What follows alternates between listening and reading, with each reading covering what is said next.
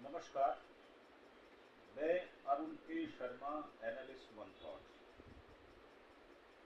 आज बात करेंगे प्रयागराज में हमारे लोकसभा के एक सदस्य हैं जिनका नाम है चंद्रशेखर आजाद, चंद्रशेखर रावण। अब उनके समर्थकों ने जमकर तोड़ फोड़ की, आगजनी की।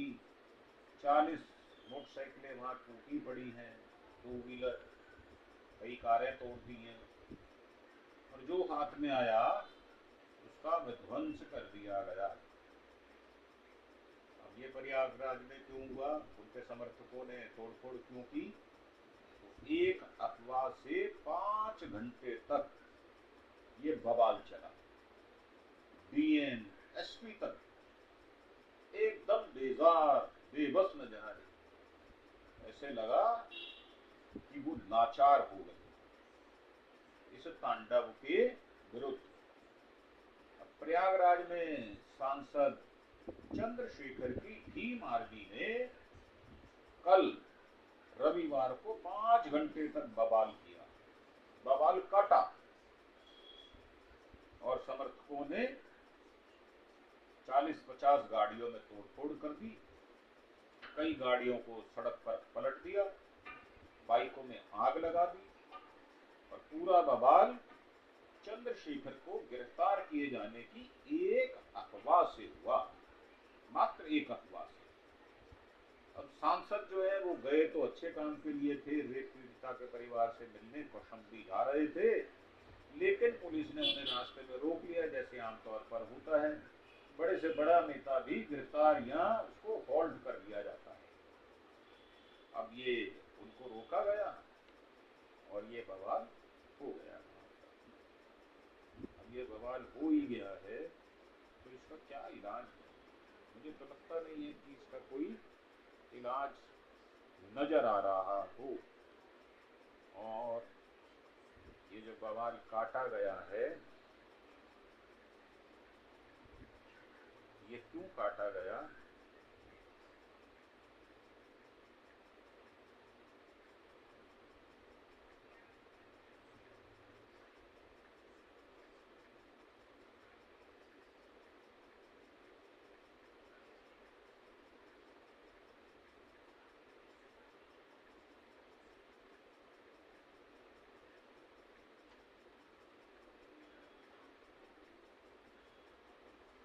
ये बात समझ में नहीं आई। गए तो आप अच्छे काम के लिए थे, तो फिर ये झगड़ा क्यों हुआ और झगड़े का कारण क्या था? क्यों करना झगड़ा? आप तो एक झगड़े को सुलझाने के लिए पहले ही गए थे, पुलिस को, प्रशासन को प्रेशराइज करने के लिए। अब भीम आर्मी का सड़क पर उत्पात हो गया और पुलिस की गाड़ियों पर भी पथराव किया गया। अब करछना के इसोटा गांव में भीम आर्मी के अध्यक्ष को पुलिस ने रोका तो उनके समर्थक उग्र हो गए। अब करछना के इसोटा गांव में भीम आर्मी के समर्थकों ने जमकर उत्पात मचाया।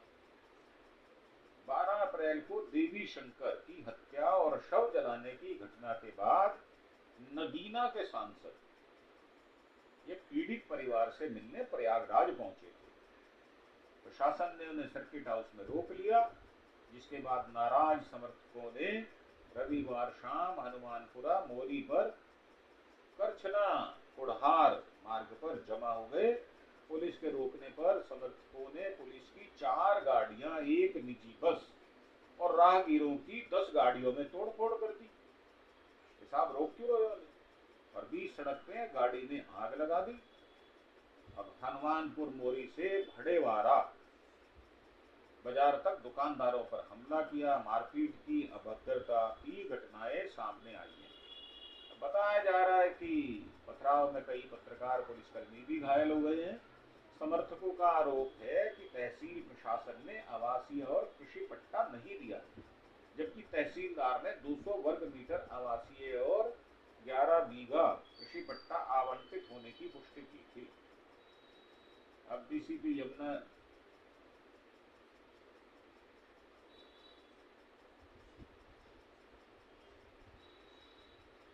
सांसद को पुलिस ने रोका। अब ये एयरपोर्ट से सीधे कौशाम्बी जाना चाहते थे, मगर पुलिस ने उन्हें एयरपोर्ट पर ही रोक दिया।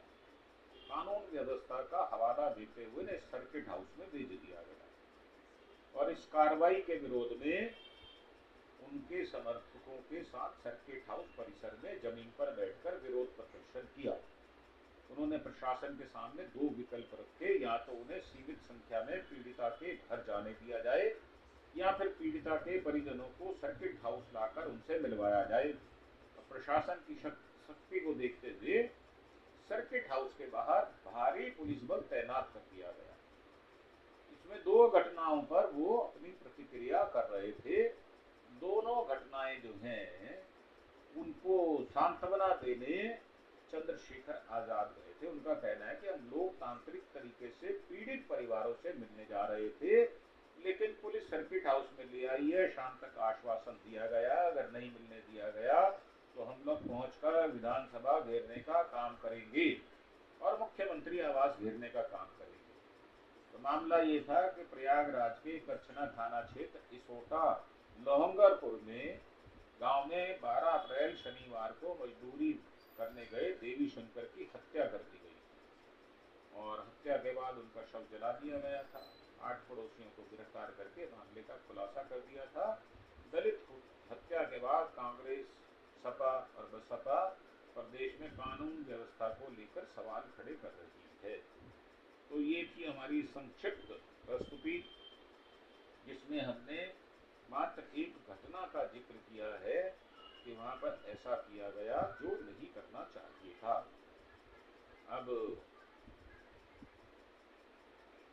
इसमें एक और भी है कि चंद्रशेखर को पुलिस ने रोका इटौसी गांव जाने से, और आजाद समाज पार्टी की तरफ से एक्सपर्ट ट्वीट करके बताया गया कि 10 दिन में मारने की धमकी भी दी गई है। ये अलग घटना है। अब नगीना से सांसद आजाद को करछना तहसील के इटौसी गांव में जाने से पुलिस प्रशासन द्वारा रोके जाने पर रविवार को उनकी पार्टी के कार्यकर्ताओं ने जमकर उत्पात मचाया और पुलिस के 2 वाहनों में तोड़फोड़ कर दी। इसके बाद कार्यकर्ताओं ने औद्योगिक थाना, करछना थाना, नैनी थाने की गाड़ियों में भी तोड़फोड़ की। एसडीएम करछना की गाड़ी को भी नुकसान पहुंचाया। मौके पर पुलिस पहुंची और कई लोग घायल हो गए। आम जाम खुलवाने के लिए पहुंची पुलिस से आजाद समाज पार्टी के कार्यकर्ता भिड़ गए और डीसीपी यमुनानगर विवेक चंद्र यादव ने बताया, करछना तहसील के इटौसी गांव में आने की सूचना थी, जिसको लेकर पार्टी के कार्यकर्ता बड़ी संख्या में इकट्ठे हो गए थे तथा कार्यकर्ताओं को अपने नेता के नहीं आने की जानकारी मिलने पर कार्यकर्ताओं ने पथराव शुरू कर दिया। और डीसीपी का कहना है, विवेक चंद्र यादव है, उन्होंने कहा भीड़ द्वारा 112 नंबर की जो गाड़ी होती है और एक अन्य गाड़ी को क्षतिग्रस्त किया गया। डीसीपी ने कहा उपद्रवियों ने पुलिस पर पथराव किया। स्थिति को काबू करने के लिए कई थाना की फोर्स को तैनात किया गया। स्थानीय लोगों की मदद से भी स्थिति को कंट्रोल किया गया। उपद्रव करने वालों की पुलिस पहचान कर रही है। सीसीटीवी वीडियो फोटो के जरिए उपद्रवियों की पहचान की जा रही है। सभी के खिलाफ मुकदमा दर्ज किया गया है। डीसीपी यमुनानगर विवेक चंद्र यादव के मुताबिक कठोर कार्रवाई की जाएगी। उल्लेखनीय है कि इटौसी गांव के देवी शंकर नाम के व्यक्ति की 13 अप्रैल को आग से झुलसकर मृत्यु हो गई थी। परिजनों का आरोप है देवी शंकर को जलाकर हत्या कर दी गई। नगीना से सांसद चंद्रशेखर पीड़ित परिवार से मिलने आ रहे थे, वह सर्किट हाउस पहुंचे थे। पुलिस ने सुरक्षा कारणों से उन्हें इटौसी गांव जाने से रोक दिया। अब चंद्रशेखर आजाद ने क्या कहा है, उनका कहना है कि जब तक प्रशासन उनको पीड़ित परिवार से मिलने नहीं देगा और आज गिरफ्तार किए गए पार्टी कार्यकर्ताओं को छोड़ा नहीं जाएगा, तब तक वो प्रयागराज छोड़कर नहीं जाएंगे। पार्टी के मुताबिक आज बवाल शुरू होने की वजह यही रही। चंद्रशेखर को प्रशासन ने कानून व्यवस्था का हवाला देकर कौशाम्बी में रेप पीड़ित मासूम बच्ची के घर जाने दिया। इसके बाद पार्टी के कार्यकर्ताओं ने जबरदस्त हंगामा किया और उनको धमकी भी मिली है। एक्स पर ट्वीट कर बताया गया है कि चंद्रशेखर को 10 दिन में मारने की धमकी दी गई है। पूर्व डीजी को भी, यूपी डीजीपी को भी इस ट्वीट में टैग किया गया था। ये थी हमारी रिपोर्ट जो हमने आपको बताई है। अब इसमें क्या कार्रवाई होगी देखने वाली बात ये है। काफी दमदार वो लोकसभा के सदस्य हैं, काफी ब्लंट हैं और डरने वाले हैं नहीं, और उन्होंने इस लोकसभा की सदस्यत्व को पाने के लिए बहुत काम किया, इसमें भी कोई दो राय नहीं है। कर्मठ कार्यकर्ता है, जुझारू नेता है, और जो दबे कुचले लोग हैं उनके लिए काम करना, उनके काम आना, उनके दुख सुख में उनके पास पहुंचकर उनका दुख बटाना, ये सब काम वो बड़ी दिलेरी और बहादुरी से करते हैं। और उनके विचार भी अच्छे हैं, उम्र भी कम है, नौजवान है, जोश भी बहुत है।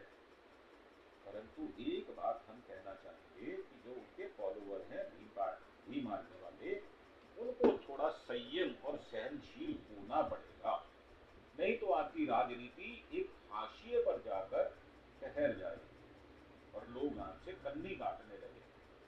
अगर आप कानून व्यवस्था को अपने हाथ में ले लेंगे तो आपके प्रति जो संदेश आम लोगों में जा रहा है उसका प्रभाव खराब होगा। तो आपको अपनी भीम आर्मी पर जो इस प्रकार का उच्चंग व्यवहार करती है उस पर अंकुश लगाना पड़ेगा। अगर आप नहीं लगाएंगे तो धीरे धीरे आपकी छवि को धूमिल करते हुए वो आपको हाशिए पर ले आएंगे, वोटर आपसे कन्नी काटेंगे, छवि आपकी खराब हो जाएगी। तो अपनी छवि को बचाने के लिए आपको संयम और सहनशील होना ही पड़ेगा। और प्रशासन द्वारा रोके जाने पर बड़े से बड़े नेता भी, मैं नाम लेकर बात करता हूँ कि राहुल गांधी तक, प्रियंका गांधी तक, उनसे जिरा तो करते हैं परंतु लड़ाई झगड़ा नहीं करते, संयम से बात करते हैं, कानून के मद्देनजर वो धाराओं को ध्यान में रखकर बात करते हैं। तो मुझे लगता है आप काफी उभरते हुए सितारे भी हैं, तो आपको इन सब बातों पर ध्यान देना आवश्यक है।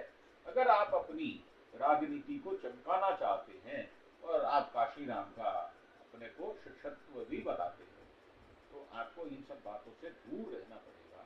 आप जाएं, बिल्कुल जाएं, ना जाने दें, धरना दें और नारे लगाएं और अपना विरोध प्रकट करें, मजबूती से करें, तो सभी लोग आपके साथ सद्भावना रखते हुए आपके पक्ष में खड़े हो जाएंगे। परंतु अगर गाड़ियों को आग लगाई जाएगी, कानून व्यवस्था को हाथ में लिया जाएगा, पुलिस वालों को मारा जाएगा, उनके साथ दुर्व्यवहार होगा, तो आपकी छवि भी क्षति होने पर आ जाएगी। इन्हीं शब्दों के साथ हम आपसे विदा लेते हैं और एक प्रार्थना कि आप हमारे चैनल को सब्सक्राइब अवश्य करें। हम इस प्रकार की घटनाओं पर अपनी प्रतिक्रिया भी देते हैं और बड़े नॉर्मल और न्यूट्रल वे में देते हैं। हम किसी पक्ष का या किसी विपक्ष का ना तो विरोध करते हैं, ना काहू से दोस्ती, ना काहू से वैर। जो बात उचित होगी, नैतिकता के पलड़े पर जो भारी बात होगी और जो ठीक होगी उसका समर्थन हमारा चैनल करता है और करता रहेगा। इन्हीं शब्दों के साथ आपसे विदा लेते हुए एक बार फिर से प्रार्थना कि आप हमारे चैनल अरुण के शर्मा एनालिस्ट 1 को सब्सक्राइब अवश्य करें ताकि ज्यादा से ज्यादा लोग हमें सुन और समझ सकें और उचित सूचनाएं उन तक पहुंच सकें। इसी के साथ आपका धन्यवाद। Thank you. जय हिंद, जय भारत।